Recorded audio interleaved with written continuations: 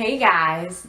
Okay, so I don't have my dog with me for this video because it's kind of going to be like a story time, kind of explaining what training techniques I used and then my experience with other different trainers and just a story that I wanted to tell you guys that kind of shaped a little bit of the way I viewed training dogs. So basically I'm just going to start with the story and then I will go on from there. So when my dog Soniador was about a little bit less than 1 year old, she's currently now 4 years and like 3 months old. But when she was a little less than 1 year old, I was looking for like dog trainers just kind of because she was having a hard time.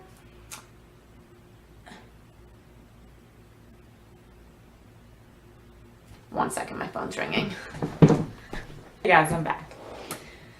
Okay, so basically my dog was a little under 1 year old, and she was just kind of like roughhousing, like little puppy does, chewing, stuff like that. So I decided to look up a dog trainer, and this one happened to be a positive reinforcement dog trainer, and they also own like a wolf park kind of.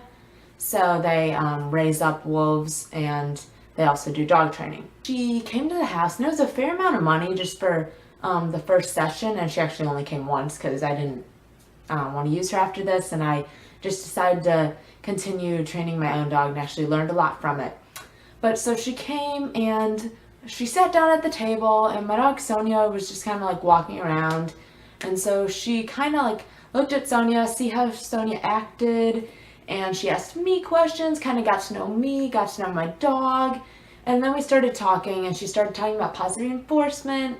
And basically what most people who use that, the general gist is when a dog does something you want, you reinforce it either by giving them treats, by playing fetch with them, rewarding them, saying yes, petting them, that kind of thing.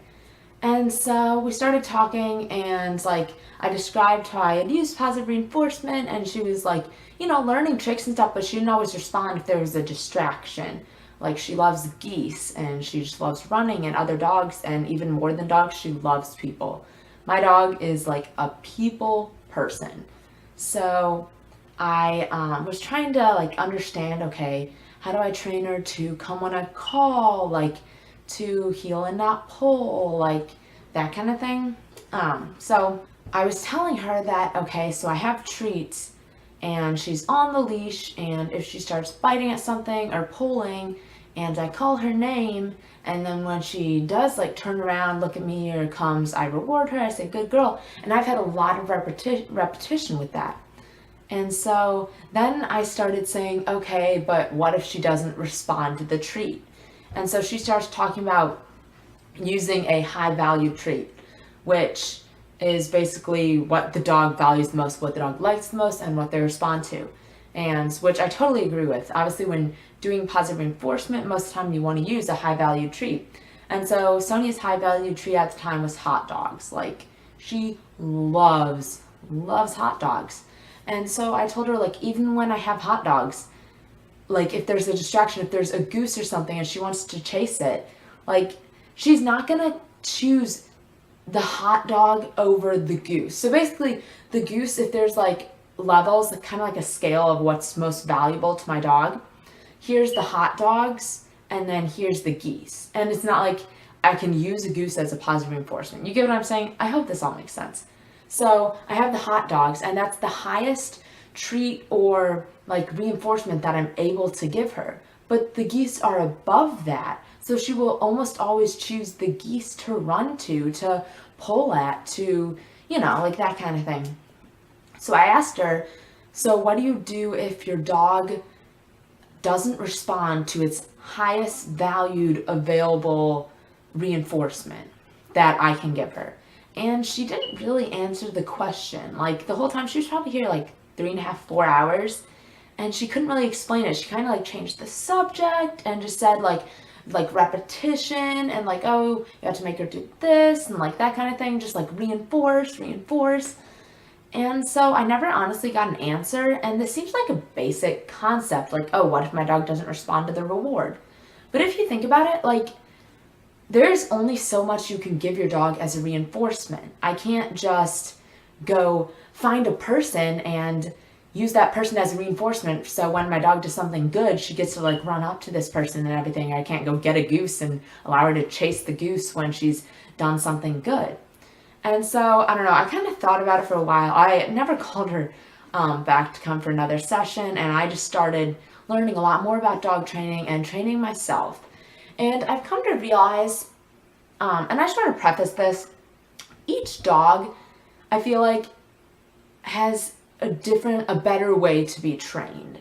Obviously, there's a bunch of different training methods. There's e-collar, which I've used, positive reinforcement, and like the dog whisperer, like it's the pack, you have to be the head of the pack kind of thing.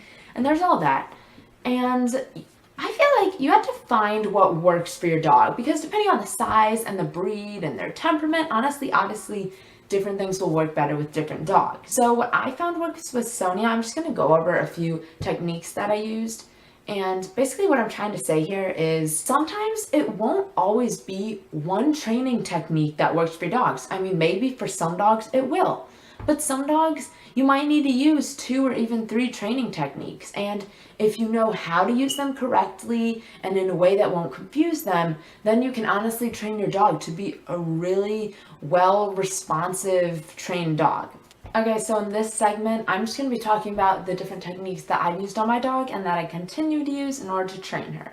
And I don't want this video to be too long because I honestly don't like just watching videos of people talking, but I guarantee that my next video will probably be a how-to video. So if you want to leave in the comments what tricks you want me to show, how to teach your dog, or like how to teach your dog to stop biting, to heal, like that kind of thing, you can just post them below. So basically, starting out when she was a puppy, I got Sonia when she was like 8 years old.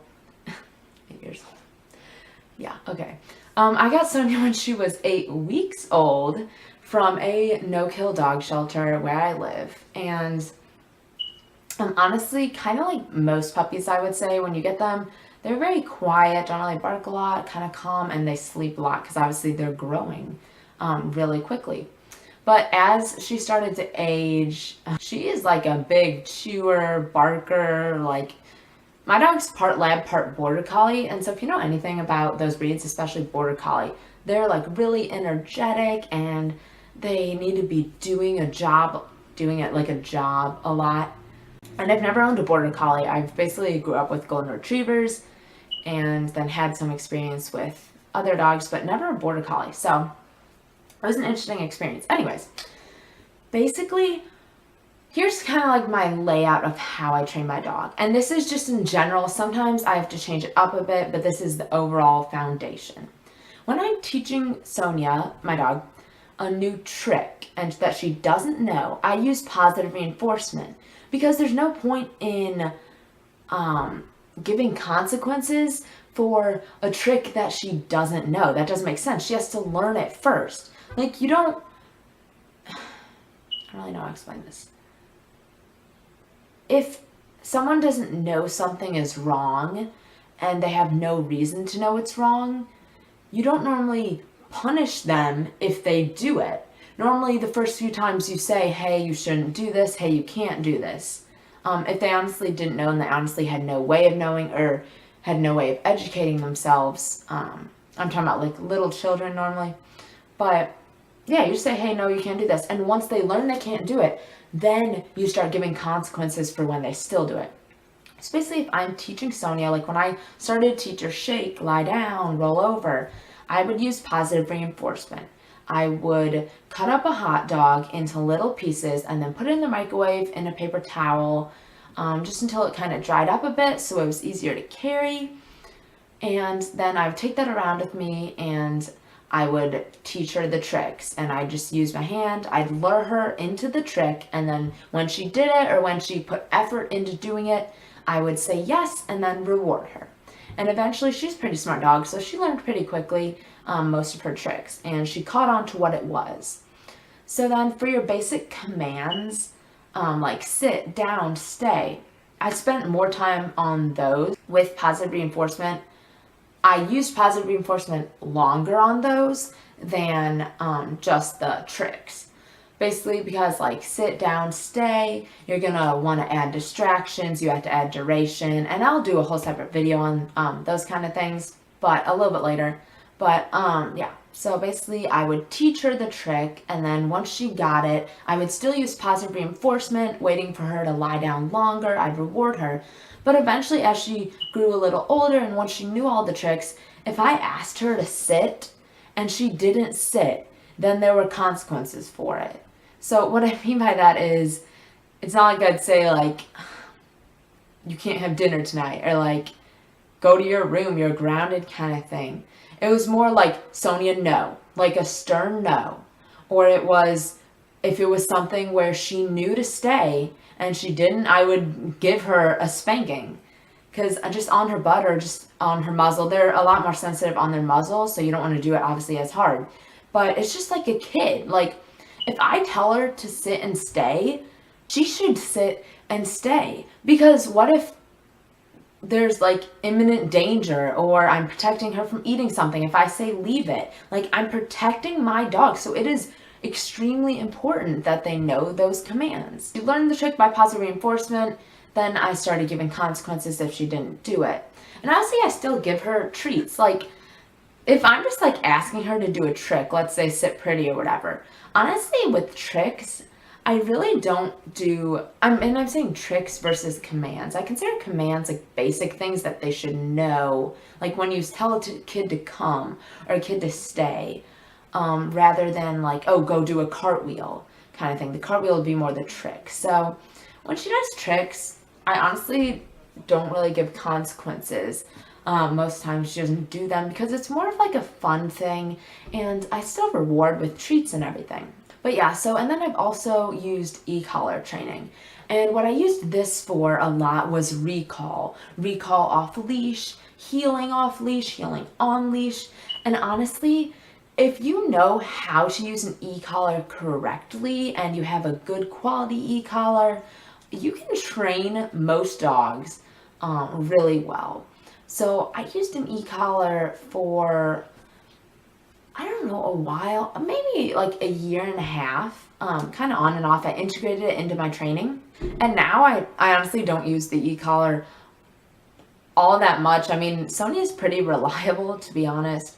Off leash, like, she'll come, she can, you know, I can take her lots of places and her be off leash and her recall and sit and stay. Obviously, no dog is ever 100% perfect. Like when people say my dog is always 100% this, just like no human is perfect, no dog is gonna be perfect. They might mess up a little bit, but honestly, you can get your dog to where they're really, really close, and you should be able to get to your dog. Obviously, it depends on the breed, but you might just need to spend more time with different breeds. But yeah, so basically, getting back on track, I use positive reinforcement, I use e-collar, and I use kind of just like general consequences. I don't know if you'd call that like pack. I'm being a pack leader. So those are my 3 kinds of training I use.